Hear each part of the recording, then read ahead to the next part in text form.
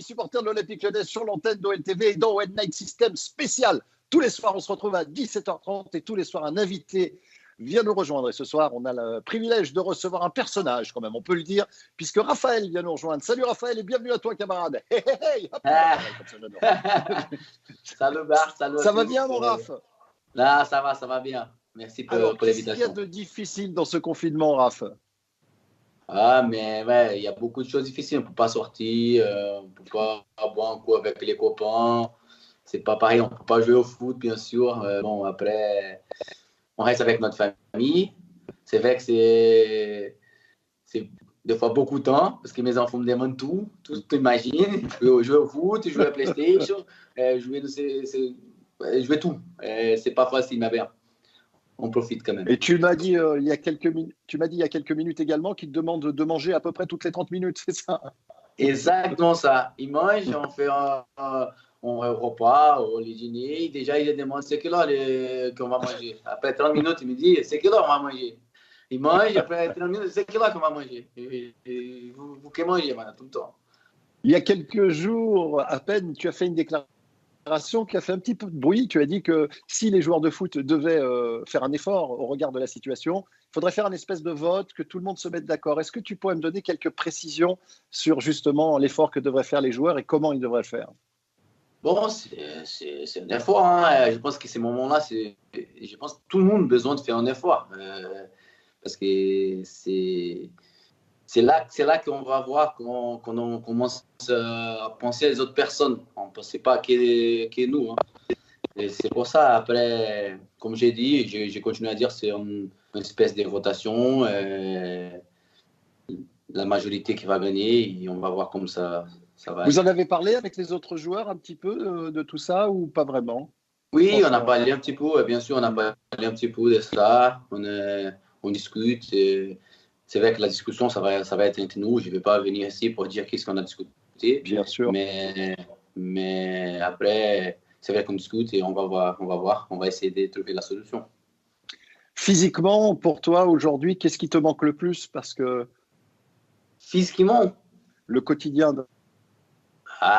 c'est s'entraîner tous les jours. Oui, mais c'est ça. C'est s'entraîner tous les jours.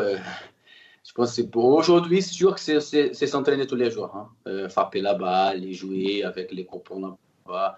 Parce que c'est vrai que les foot, on s'entraîne tous les jours, mais on profite aussi. Hein. On profite des entraînements et tout. Ça manque beaucoup. On va demander à Yoram de venir nous rejoindre puisqu'il a composé le 04 84 80 69 deux fois. C'est One Night System que vous regardez, spécial confinement.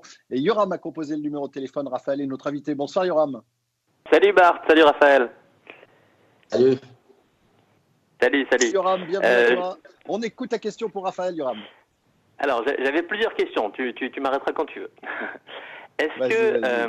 Raphaël, est-ce que tu peux nous dévoiler des consignes de coach ce sont des questions que tout le monde se pose, tous ceux qui regardent le foot se posent. Et on a vraiment vu une différence pendant la saison entre le coaching de Silvinho et celui de Garcia, et notamment concernant les latéraux.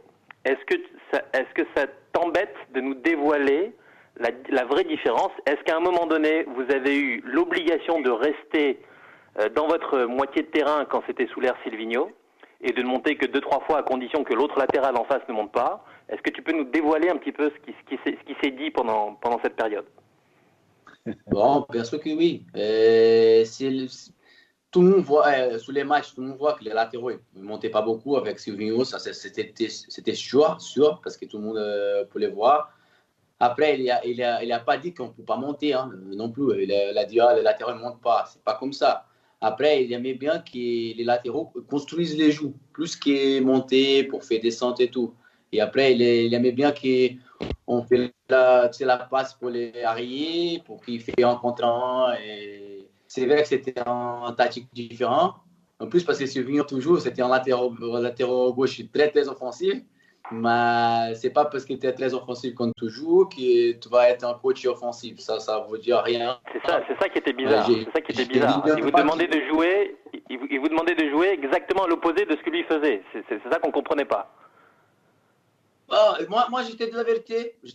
Moi, j'aimais bien le travail de Silvinho comme coach. Moi, je n'ai jamais compris ça non plus.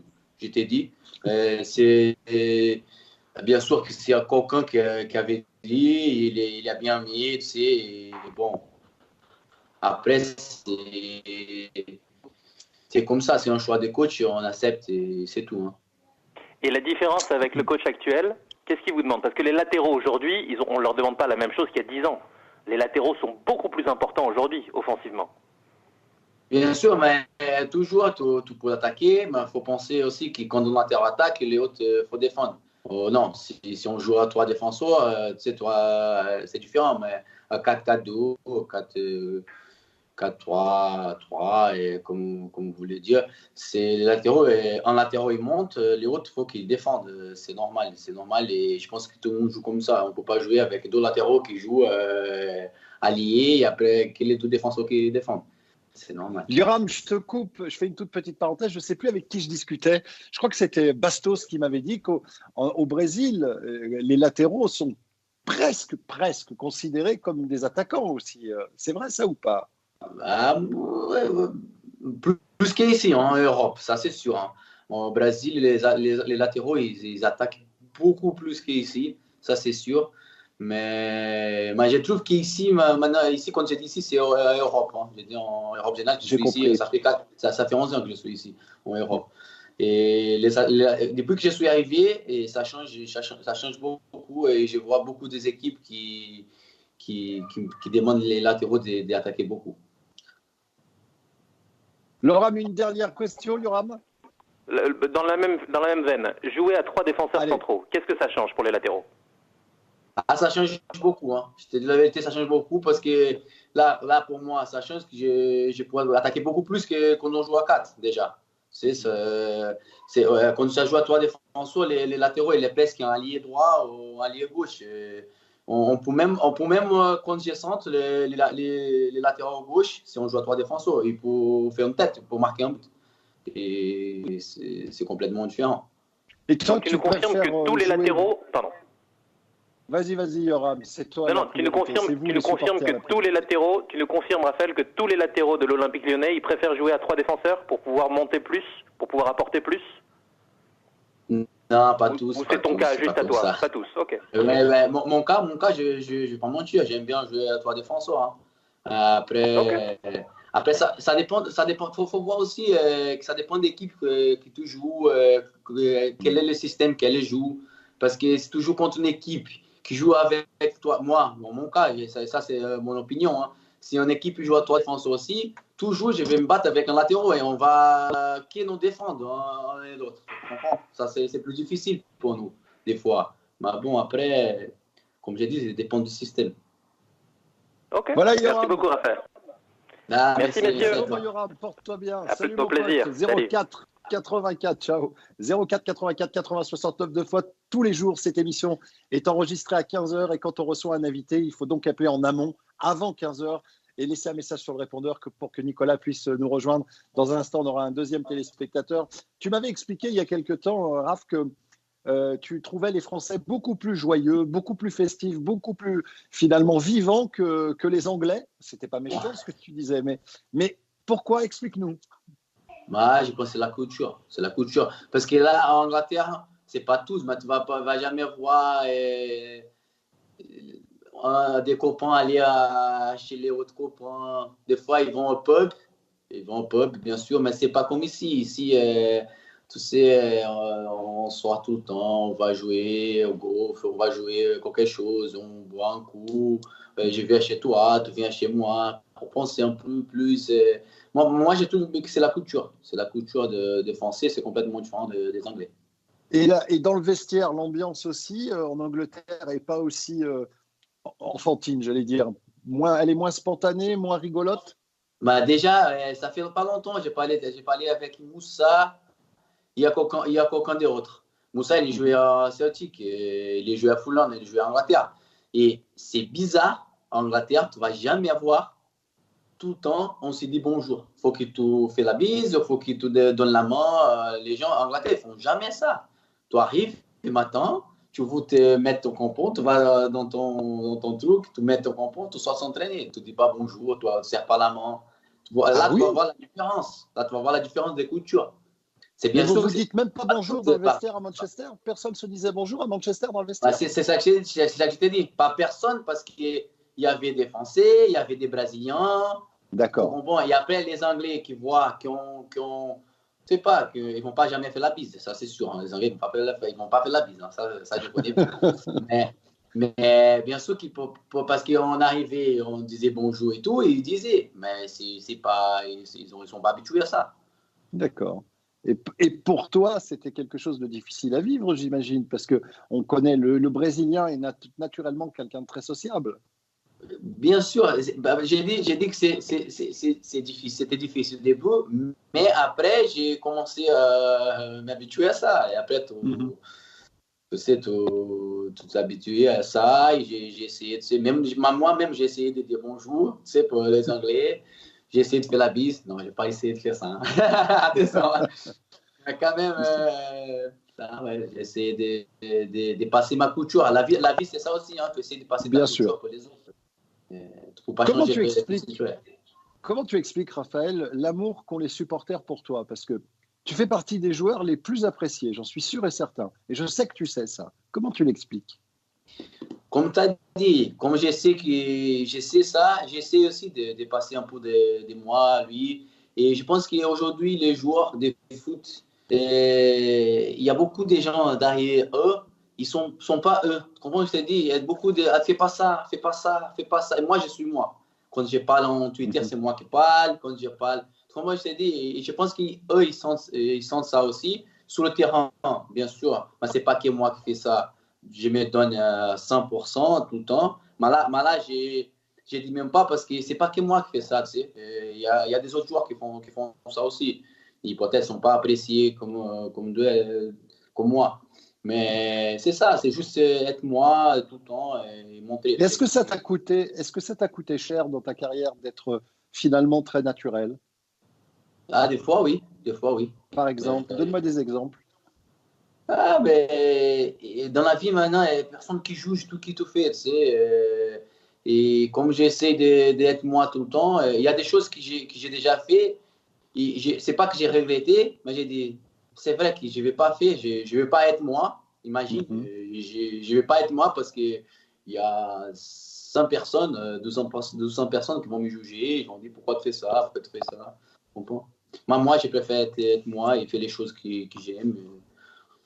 Alors, parmi les grands défauts que tu peux avoir, tu es tout l'inverse de ton frère jumeau, c'est-à-dire que toi, tu es quelqu'un de bordélique, comme c'est pas permis, il paraît, et ton frère jumeau, il est réglé comme une horloge. Mais comment vous avez fait quand vous étiez petit? Écoute, c'est bizarre que ça part parce que ma femme elle en parle. Mon frère, il vient chez moi, il commence à prendre les choses qui sont par terre, que je laisse par terre. Parce que lui, il est comme ça. Il est prendre les trucs, il est ça, il fait ça. Même au Twitter, il n'utilise pas beaucoup parce qu'il dit non, je ne vais pas. Comment je t'ai dit? Moi, non, moi, je suis complètement différent de lui. Mais moi, je ne sais pas t'expliquer pourquoi. Alors, j'ai pas totalement très bien entendu ce que tu as dit, Raphaël, parce que ça a un peu coupé. Tu nous disais justement que la différence de caractère, même lorsqu'on est jumeaux, est énorme. Elle peut être énorme en tout cas. Ah oui, l'énorme. Moi, je suis opposé de mon frère. Cette histoire-là, que les Gémeaux ils sont toujours pareils, les mêmes caractères et tout, ça, c'est faux. Hein, ça n'existe pas. Hein, c'est pas tous hein, comme ça. Allez, on va accueillir Léo. Léo 04 84 80 69 deux fois. Bonsoir Léo et bienvenue à toi mon vieux. Bonsoir, ça va Bart? Ça va très bien Léo, je te remercie. Tu as quel âge et tu appelles d'où mon Léo? J'ai 16 ans et j'appelle de Villeurbanne. On t'écoute Léo, la question est pour Raphaël, COL Night System spécial confinement. Alors j'avais une petite question, c'était quelle est ta célébration préférée et pourquoi dans le football? La célébration quand on marque un but. Ma célébration préférée? Ouais. Ouf. Ah, je ne veux pas mentir, j'aime beaucoup celle-là de Memphis. Hein. Je ne veux pas mentir, oui? J'aime beaucoup. Je pense que c'est un des meilleures célébrations que j'ai déjà eues. Après, il y a des autres, mais je pense que Memphis, elle est très, très bien. Et la Ah, bah, célébration de joueur avec lequel tu es joué un peu folle, tu pourrais nous en dire une, pardon, également? Que j'ai déjà joué. Ouais, un joueur qui faisait un peu n'importe quoi, quand il marquait des buts. Laisse-moi penser ici.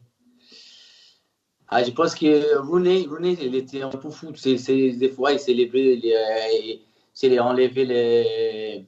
C'est ça, les Le bâton de banderoles. C'est corner. pas banderoles, les peu cornets, il jetait sur les supporters. Il était un peu fou. Il faisait des choses. Quand il était énervé, Rooney, quand il était énervé, attention. Hein. C'était un Ah fou. oui, il avait sale caractère. Ouf, Wayne Rooney, c'est un mec qui a un caractère spécial. Hein.